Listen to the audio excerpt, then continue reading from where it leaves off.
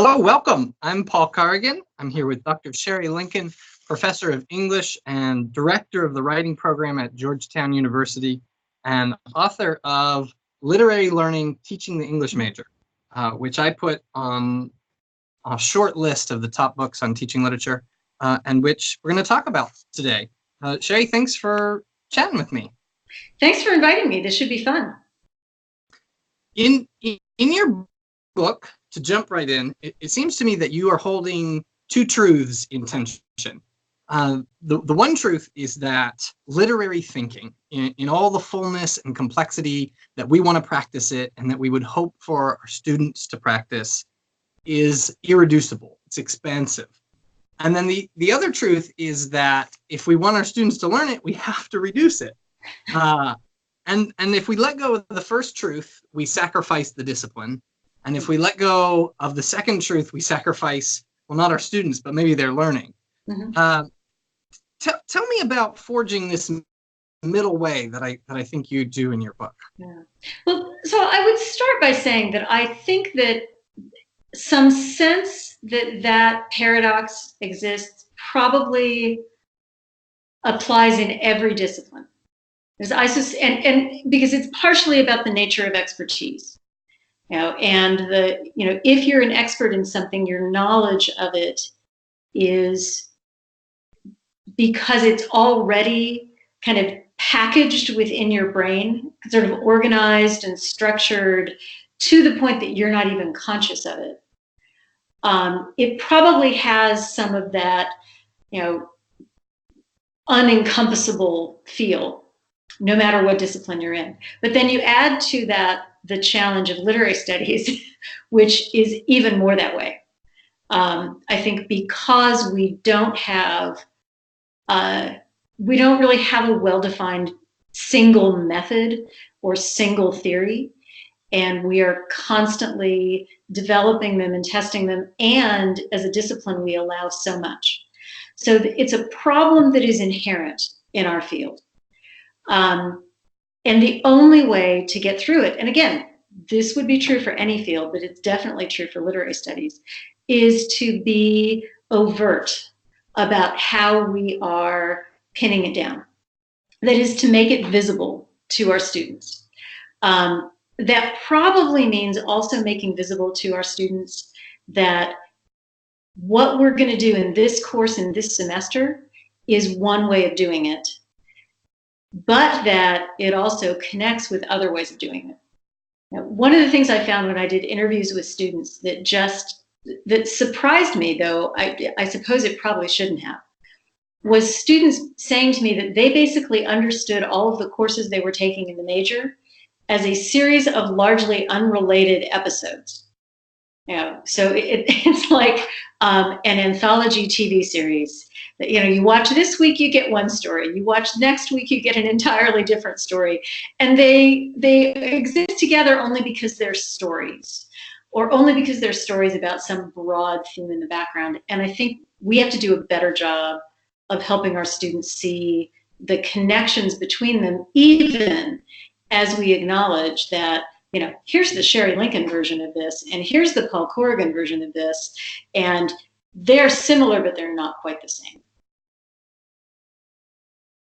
One of the concepts you use, I think, kind of to frame the book, and I think you introduced it on page 38, is this concept of teaching literature as an apprenticeship. And you wrote, before this book, you wrote an article, The Reader's Apprentice, that I really enjoyed and that really shaped my thinking. And so I use that phrase with my students. I say, I am the accomplished reader, you are my apprentices. Mm-hmm. Do you think, and how do you think that framing the teaching learning relationship or those roles as an apprenticeship, how does that shift things from how we're used to thinking about it? Yeah. I hope that one of the things it does is get us away from assuming that the problems that our students are facing is because they're not trying hard enough, or they're not smart enough, or students today, or any of those kinds of things, but that we understand that acquiring expertise is a process, and our students aren't there yet. and that our job is to help them learn it. And what I like about the apprenticeship thing, even though it implies a hierarchy that I think for a lot of people is inherently problematic. And I get that, and I share at least some of that. I don't think our students are coming in with nothing by a long shot, but they are still developing their skills. And what an apprentice does is work alongside the master. There's all kind of language with this that is terrible. Work alongside the master, observing what they do, but even more importantly, trying things and getting feedback, with the idea that our job as the experienced person is to provide guidance. And for me, that is a really key thing that I feel like I want to communicate to my students to help them understand, why am I asking you to turn things in? I was, working on my syllabus for fall this morning, and, students for their major research projects will turn in a whole series of things. And that isn't because I want to torture them, and it isn't just because I want to make them get started sooner. The starting sooner is part of it. Torture is not. But it's because I want opportunities to give them feedback along the way, because I think it's that feedback that is most helpful to them. So that I see myself as, I really never use the idea of being a master, but I do talk about myself as a coach. And I try to make that visible to my students. And I think if we can think about our roles that way, not as the content expert who knows everything, but also to recognize the gap between what comes easy to us and what's challenging to our students, and that we have a responsibility to help them figure out how to do it. At one point in the book, you're describing certain scaffolding techniques that you use to offer that guidance, and specifically, you're talking about making, on this page that I have in mind, 64 and 65. You're talking about like making handouts and charts and cheat sheets for students. Mm-hmm. And at that point, you kind of say, I get that this might seem like coddling. Right. And it strikes me that the whole approach of making things visible, breaking it down, making it accessible, might strike some teachers as coddling. So not just the charts. And your response to that is basically, if we do this, it works, and if we don't, it doesn't work. So what you gonna do? And that seems like that should be good enough that we might, okay, well, make these concessions, and I'll give these students a support if they need it. But it seems to me that there's an underlying principle in your book that suggests that shouldn't be a concession. And I think you were just alluding to this just now, and I'm getting this kind of from your first chapter and your last chapter, which is that as experts, we underestimate just how much we know. Mm-hmm. And we overestimate just how much students know. And Mm-hmm. so we think the gap is or ought to be a lot smaller than it really is. And I think if we could grasp the size of that gap better, we'd be more enthusiastic about stepping into it. What do you think that? Am I? Yeah, I actually think you put that really well, that it is about, we don't always understand how much tacit knowledge we rely on, how much experiential knowledge we rely on, and how useful that can be to our students if we can make it visible to them, if we can share it with them and draw attention to it. And I think it's interesting because I've had the experience in more recent years. So the book is now 7-8 years old. So in more recent years, I've been working with a model that we're kind of loosely referring to as studio pedagogy, that draws from design fields, from architecture. It's been used in a bunch of different places, and it really is centered around this idea of giving students problems or having them identify problems, and really emphasizing our role as coaches, and And I've been doing this and I'm enjoying it, but I also struggle with it because it takes away some of the scaffolding. And I've been following this summer some interesting, it's mostly been like Twitter threads with people like Jesse Stommel and I think Kevin Gannon as well, who have been critical of the idea of scaffolding. And they're critical of it in the sense that they think that we shouldn't scaffold in ways that limit what students can do. And I think that's right. I think we do want to let them build on their experience, let them explore, let them figure some things out for themselves. And yet, there's a really big difference between I'm going to scaffold and you will do every little thing that I tell you to do. And I'm going to absolutely control every move you make. And I'm going to make everything as simple as possible. There's a big gap between that and providing at least some structure and guidance. And because the thing that pairs with scaffolding is modeling, is showing students what this looks like. I am beginning to be persuaded that I don't have to show them everything. that if you take something like Sheridan Blau's The Literature Workshop, where things emerge from the students' conversations, and part of what we do is help them see the method in what they're doing, and link that to methods that we know. I feel like that's a really useful way to approach it. So absolutely, providing guidance shouldn't be concession. And I get very frustrated when people say things to me like, well, I'm not going to tell my students what I'm looking for in that paper because then I'm giving it away. Or I shouldn't give them any sample papers of what this might look like. Or I shouldn't help them with a list of the elements that they might look at in understanding style. They ought to just figure that out. It's like, they need to see these things. They need to be introduced to them. We also, I think, need to balance that with some freedom and creativity and opportunities for them to explore, and even opportunities for them to go wrong. So I stand by the scaffolding and modeling principles. I'm also becoming more willing to be a little bit less directed about some of that. That might be about the difference in the students I'm teaching. I taught for many years English education students who were first generation, often working 40 hours a week. The affordances of their lives, not their intelligence, not their ability, not their commitment, but the conditions of their lives often made it hard for them to invest the kind of time to muddle their way through things.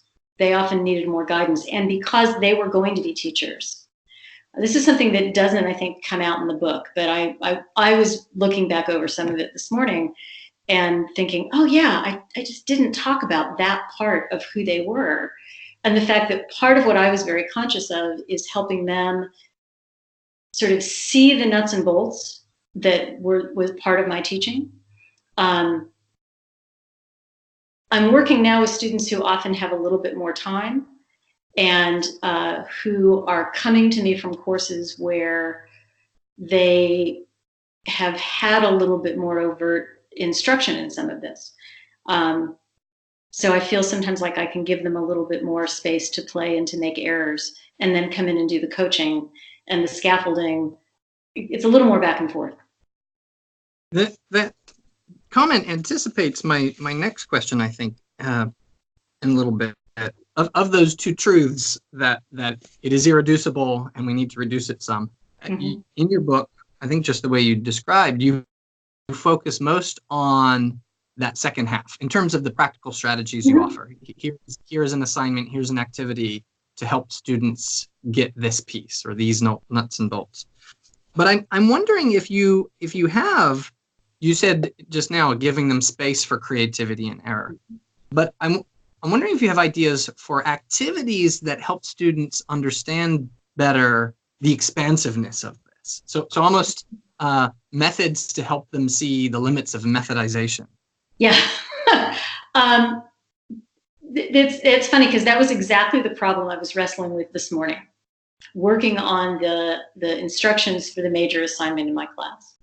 I decided to open up the steps of the multiple step project a little bit more in order to do exactly that. So to say to my students, you got to give me a proposal early on. Later on, you're going to give me a draft. We're going to try the research project poster that Karen Manarin developed. So the bookends are the same. And in the middle, what I've said to my students is you need to give me 2 works in progress papers. One about a month, maybe 6 weeks into the semester, and one about a month, maybe 6 weeks before the final thing is due. And here's a list of some of the kinds of things that you could do that was meant not as a, pick one of these, but really just to get their brains going. And I think the class conversation, the discussion we can have in class about which of these are you going to do and why would you do them and what have you done before and what's worked for you and what have you never done that you want to try. That seems to me a really rich opportunity to say to students, there are a whole lot of ways to get there. I mean, I think literally the language I used in the thing I was writing this morning is something about, scholars and projects differ widely. There are all kinds of ways to get from I have a question to I have an answer. And part of what I'll talk to my students about is the idea that this project is an opportunity for them to try some things they haven't done before. The hardest thing to get students to do sometimes is to do something different. And part of what I need to talk to them about is, don't just do what you know works for you. Recognize what works for you, think about why it works, but then let's also talk about what you could try that you've never tried before that might be useful. So I think creating that space, but not making it completely wide open. Giving them some guideposts, giving them some tools, if you will. I'm hoping that will make it work. I'm curious to see. Ask me in a few months, I'll tell you how it goes. So examples instead of requirements. Exactly. Well, what are some of them? Well, so a lot of them are things that are in the book. So, I gave them the option of doing a reading journal where they start by just making some really substantive, thoughtful notes as they go through the process of reading the text or texts that they're going to write about. I give them the option of doing a critical conversations paper where they write about, what are other people in this field talking about.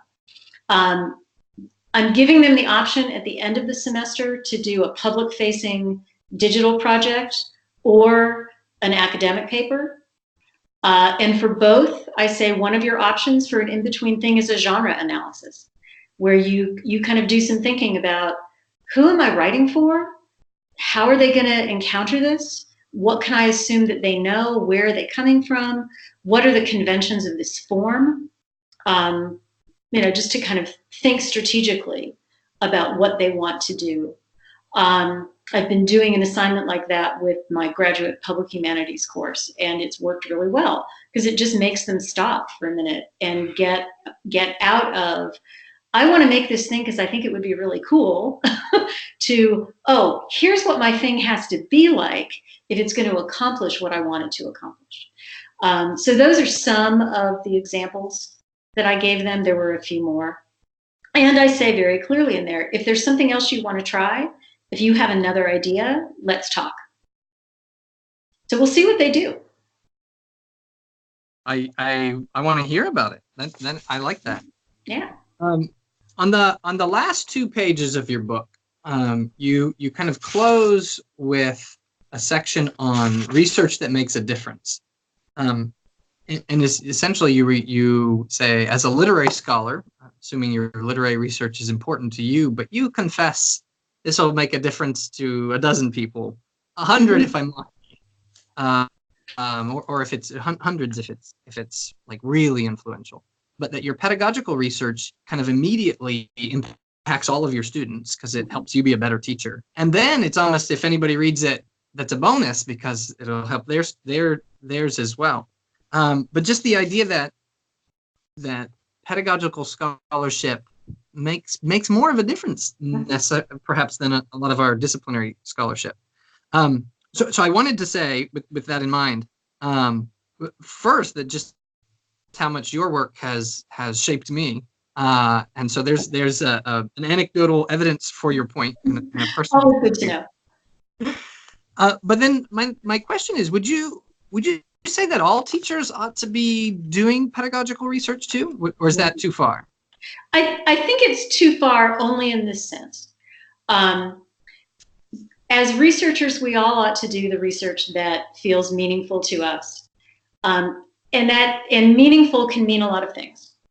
So there are lots of people who do research that will make a difference in a small circle, and that small circle will ripple out in all kinds of other ways.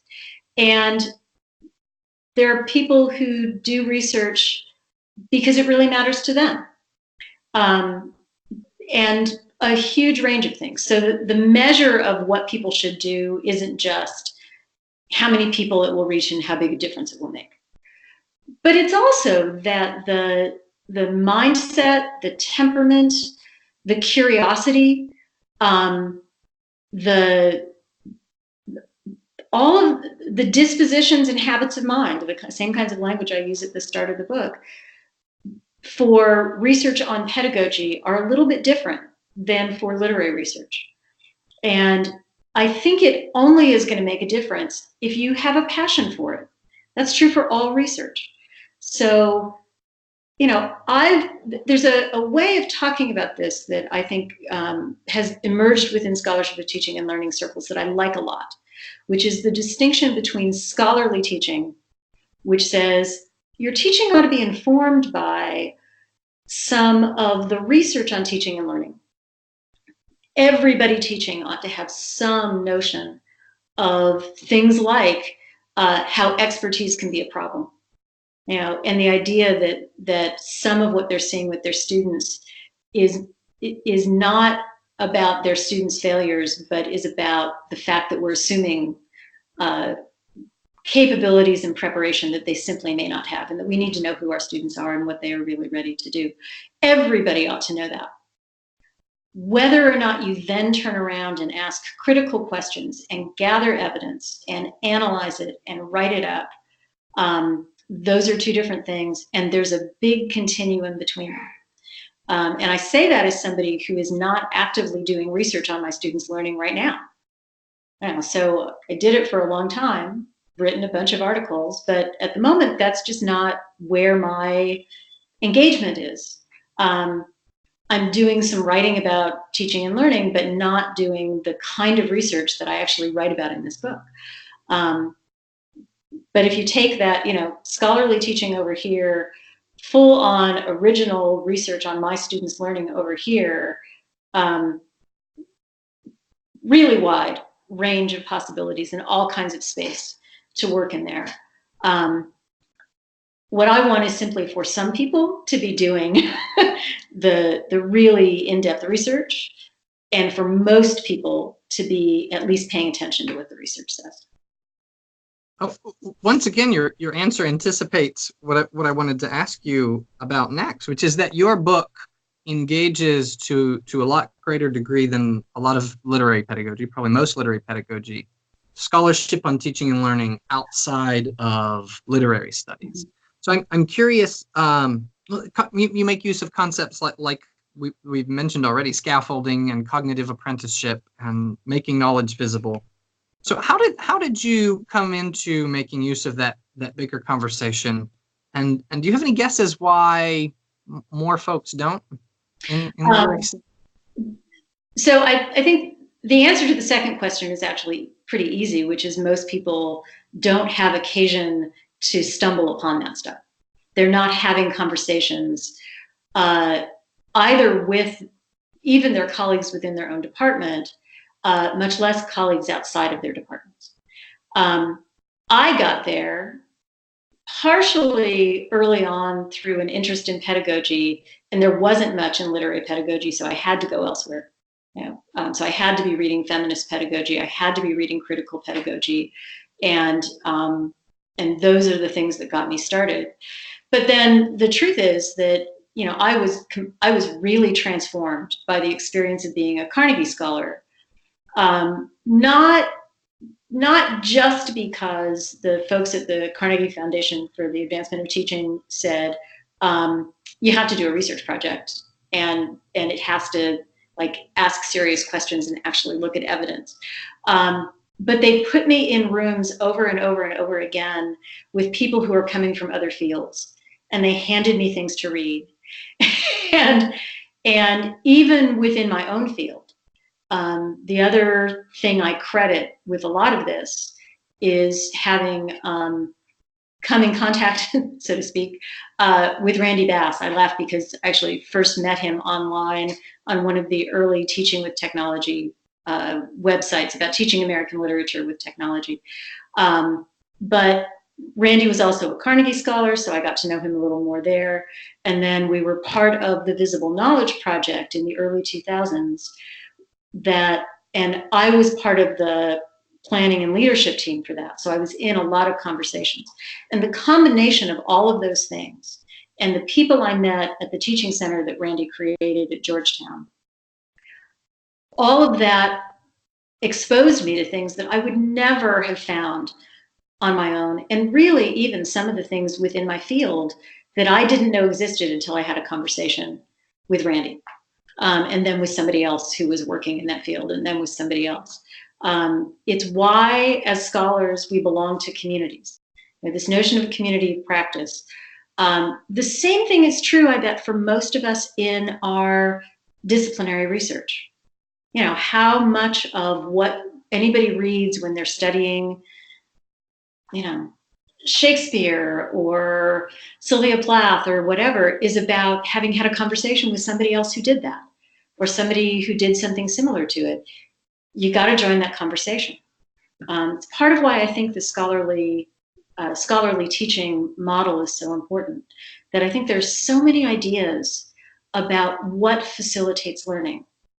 And while there are many, many English people in the field of teaching and learning, either doing scholarship of teaching and learning or running teaching centers or running writing programs where a lot of the work on teaching happens in English departments, most of us get no exposure to that in graduate school.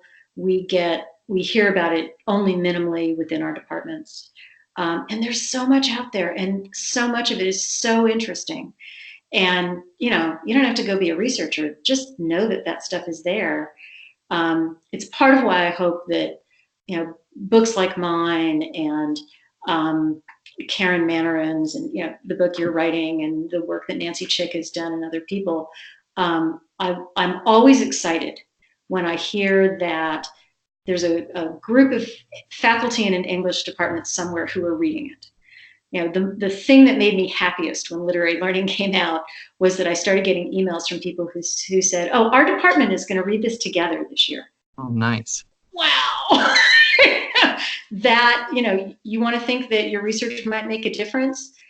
Think that your colleagues who are thinking about how their programs work are actually looking at it and talking about it. And people before that were doing it with, with Scholz's work or, Elaine Showalter or whoever. We need to be having those conversations among ourselves. So I just asked you about reaching outside of literary studies, but it strikes me also that this book could not have been written by anyone other than a literary scholar. Mm-hmm. And specifically by someone who's thought kind of very deeply about what literary scholarship is and what we do. And so it strikes me that you have integrated pedagogical thinking and disciplinary thinking just in a really deep way, such that they're not really two separate things for you. Do you see it that way? I do, but there's an irony here that I think is really important to acknowledge, which is I am not as well trained as a literary scholar as most English professors are. So, my PhD is in American Studies, not in English. My master's is in English, but with a focus on creative writing. My undergraduate degree was a major that I designed myself in writing and publishing. And the only reason I took literature classes was because my professor said, if you want to be a writer, you have to read. And I said to them, I can't do literature. I'm bad at literature. And, 30 years later, the world looks different to me. But I actually think that my position on the edge of literary scholarship, somebody, I think of myself as an interdisciplinary scholar first. And so in some ways it's surprising to me that I did a book on teaching literature, but I spent so many years teaching literature. But I think I was comfortable navigating that liminal space between literary studies and education and psychology and sociology. I draw on the Bourdieu's concept of habitus in this book. I was comfortable doing that because I was an interdisciplinary scholar. And in some ways, I think I may have been positioned to see some things about literary studies that someone who was trained as really deeply in this field might not have. So that I have enough expertise that I experience the expert problem of, how do I translate this? How do I make it clear? How do I even become aware myself of what I do and what I know? But I'm not so far down that road that I wasn't able to step back and see it. So yeah, you couldn't, I don't think you can write about, especially the disciplinary ways of thinking in any field, if you're not deeply immersed in that field. But sometimes if you're too deeply immersed in it, it's actually hard to do. You just mentioned English departments reading your book together, which I recall at the beginning of kind of the preface of your book, you describe just how difficult it is. I guess your department was either revising a major or creating a new major, and you say every once in a while someone would say we should really have a serious conversation about what we think English majors should learn. Yeah. And then you said, we never did. And most departments don't in every discipline, because we all think we know. We think it's a waste of time to have that conversation because we think we all agree, even in a field like literary studies where we know, in fact, that we don't. And it may be that we just think it would be a boring conversation, or we just don't want to take the time, but we don't. That's why when I hear from somebody that their department is reading this, I'm so overjoyed, because if I could do nothing else with a book like this but get English faculty talking to each other about what do we think it's important for our students to understand and how do we help them learn that, my work here is done. Yeah. So do you have any suggestions on how to foster that? Because in the book you describe the obstacles. Yeah. I guess your book in itself is one way to foster it. Right. Yeah. I mean, I not to be arrogant about it. I really did hope that the first chapter of this book, which simply tries to say, what do we as literary scholars know, and what do we want our students to know? That seems to me to be a way to prompt the discussion. We tried in the English department at Youngstown State to just collect a bunch of information from people about what they wanted to do. And I really hoped that when we took this list of the things people thought it was important for their students to learn, that when we took it back to the department, people would say, wow, that's really interesting. This person's, over here somebody said this and over here somebody said that. And the silence in the room was deafening. I mean, people looked at the list and went, yeah, And, you know, I think our error was, and I take full responsibility for this, I was responsible for the process. It was overwhelming. You know, if you get 30 people's ideas about what matters and you just present it as raw data, nobody can begin to sort through that. You know, so I think asking people was a smart thing. Um, what needed to happen is something that I'm now exploring in writing studies. There's a guy named Bob Broad who has this notion of dynamic criteria mapping, where you basically take the conversations that faculty have about what they care about with students writing, and you kind of organize those ideas and you map those ideas out. So it's not just about making a list, it's about trying to group things together and to show what relates. The faculty I work with in the writing program at Georgetown, it's become a joke how often I ask them to do affinity mapping. You know, where everybody comes in and they write things down on Post-its, and then we organize the Post-its on the wall and we cluster them, and we needed to do that kind of thing. We needed an activity. And I think if a department can start by asking people, what do you care about? What do you value? And then do a mapping thing that groups things together and identifies, you know, here are things we all agree on. Here's some things that are outliers, and what do we think about that? How do we as a department take all of this into account? Not necessarily to say we all have to agree, but we ought to all have a sense of what is happening and what we care about. So I think something like that, I think a process like dynamic criteria mapping or affinity mapping can give people something to do with all of that information. You mentioned already that this book it's been 8 years ago since it's come out, and you talked a little bit about what you've been working on since then. Mm-hmm. Are there other things you might want to add about what you've learned about teaching since this book came out?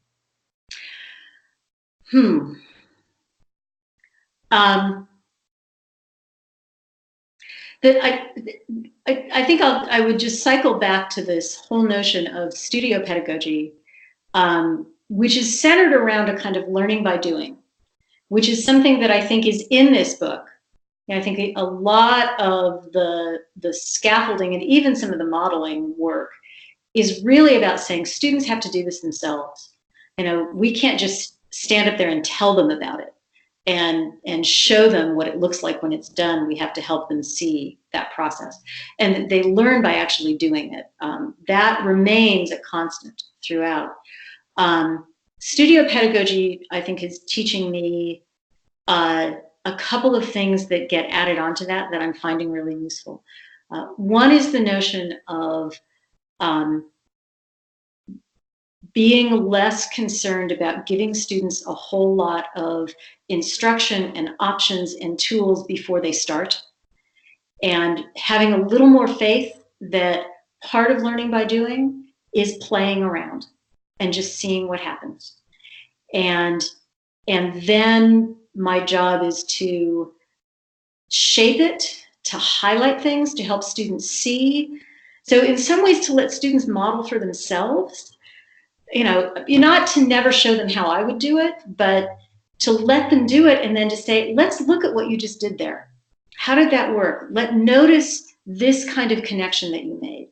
Notice this way of framing the problem and how that affected what came out. So that's one. Another is thinking more about the nature of the problems that our students take on.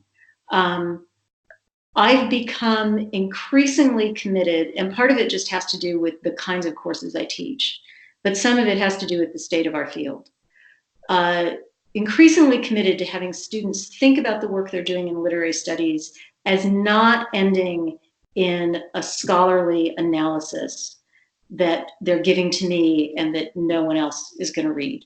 You know, I think coming into directing a writing program has brought me back to some things about writing, and the whole conversation about authentic audiences, and the idea that, you know, you ought to be imagining some real person out there who would care about this. And it might be a scholar, but it might not. You know, most of our students, you know, this was very true at a school where most of our English students were going to be secondary teachers. It's also true at an institution where, lots of the English majors at Georgetown go on and work in the finance industry. They're never going to write another scholarly paper again, but they are going to have to communicate. And so thinking about the public value of what they know and of translating that, thinking about the problems we're digging into and why they matter in the world. All of that, I think, has become even more a part of my teaching than it ever was before. And I'm enjoying that because it goes back to that idea of I want to do stuff that matters. And part of what I can do that matters is help my students do work that matters. So, I have a sophomore junior level course on literary representations of the city. Students still write a kind of academic paper there, but they finish the course by creating a public facing digital project about a city that they are interested in. And they have to identify who's the audience for this and why would that audience come to this and what will this thing that I'm doing do for them. And then they have to write the academic paper that says, how is this public facing thing I'm making, how does it reflect the intellectual analysis and ideas that we've been talking about in this course? So I'm really trying to help my students think about how they translate what they're doing. I love that so much. I have been increasingly aware and thinking of, but I haven't really come to answers yet about, in this world with so many problems, and I'm just sitting here reading books. Yeah. But I believe that books Mm-hmm. have value, and so I've been thinking more about how do I share that value with people outside of my classroom or my colleagues. So I just really love what you're describing. Yeah. And it helping students, working with students on how they can answer that very question. As English majors, I teach a lot of American Studies majors. I teach students in our master's program, some of whom choose to do that kind of public-facing project instead of a master's thesis. Helping them think about, what is the value of what I know and of the way I think to anybody else?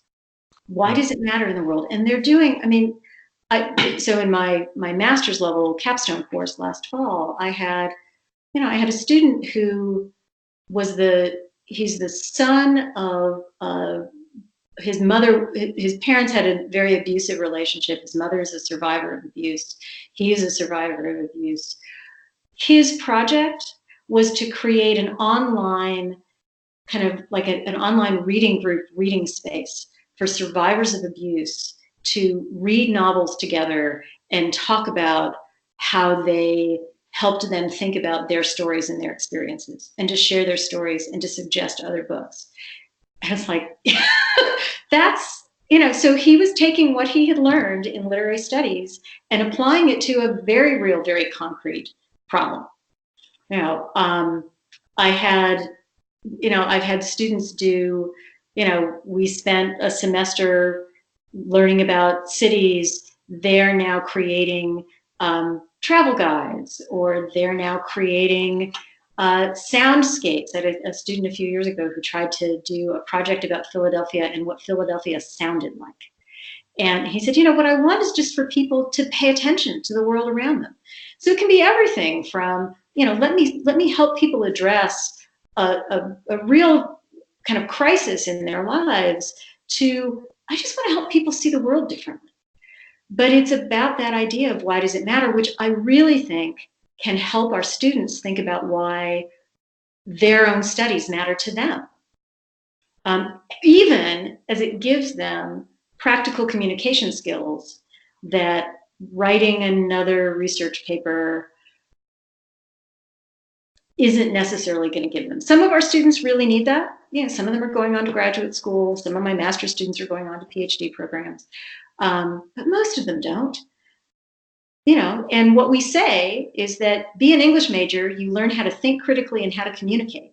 But we don't ever actually give them opportunities to practice applying that for audiences other than their teachers.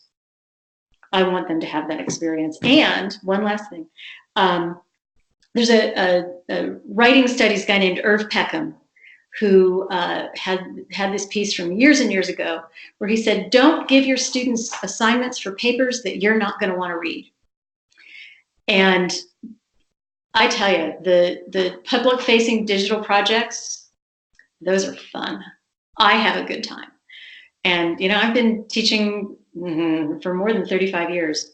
I was ready to have some fun, and I'm having a great time doing this stuff. And my students are doing amazing work. They're working incredibly hard. I'm sold on this approach. I remember Irv saying that. Yeah, that's I think just a really helpful rule of thumb. Yeah. Yeah. I just had a thought that I lost. Sorry. I was going to follow up on something that you said. It's just gone. Oh no, I remember.